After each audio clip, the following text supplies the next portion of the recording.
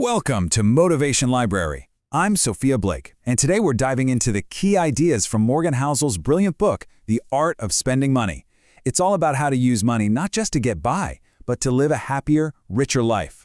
Housel kicks things off with this really powerful observation.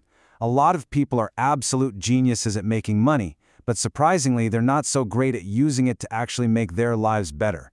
It's a huge paradox, and it really sets the stage for everything we're about to get into. So that's the big question, isn't it? How do you make sure that your money is working for you and you're not a slave to it?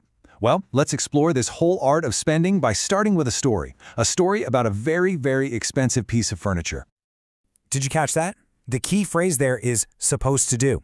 This guy didn't buy a $21,000 chair because it was comfortable or because he just fell in love with it. Nope.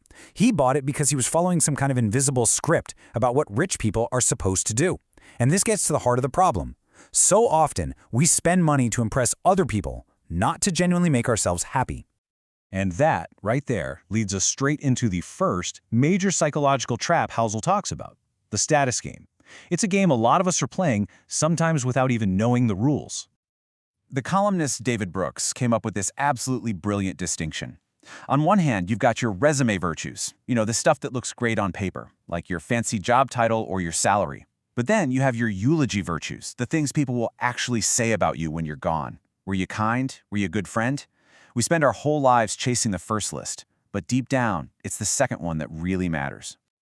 We think buying that fancy car is going to make people admire us, but really, they're just admiring the car. It's kind of funny when you think about it.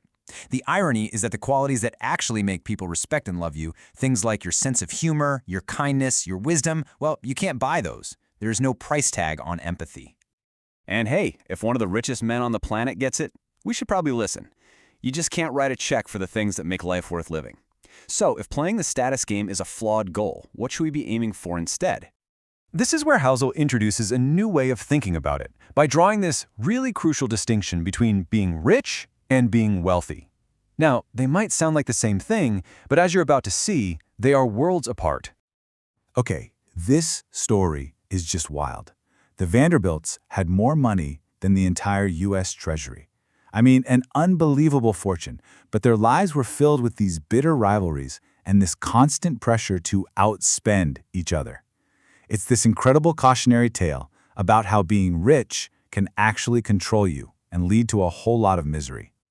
Wow. I mean, that quote is from a Vanderbilt himself. The one thing that was supposed to bring them endless happiness, all that money, it became a curse. This just perfectly illustrates the danger of being rich but not truly wealthy. So let's break this down, because this is a game changer. Being rich is about a number. It's your income, your net worth, it's having the cash to buy a lot of stuff. But being wealthy, that's about freedom. It's about having control over your own time. It's about being able to wake up and say, I can do whatever I want today. It's using money as a tool, not being its puppet.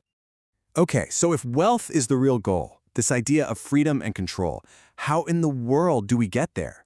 Well, according to Housel, it all starts with mastering an internal skill, the art of contentment. This little formula looks simple, but it is so profound. Our happiness isn't just about how much stuff we have, it's really about the gap between what we have and what we want. And think about it, you can close that gap in two ways. You can get more stuff, or you can simply learn to want less.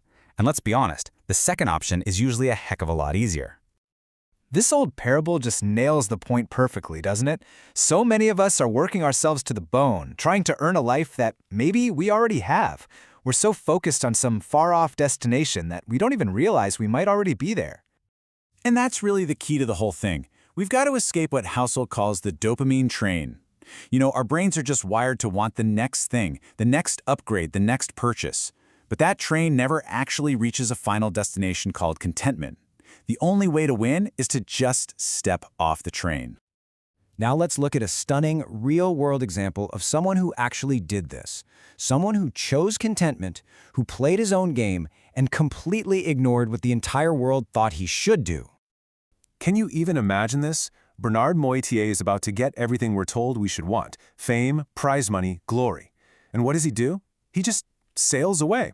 He realized that winning the world's game meant losing his own.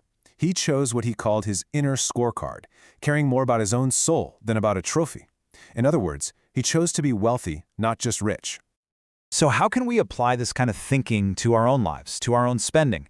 Housel gives us a really simple but incredibly powerful test to use before we buy anything.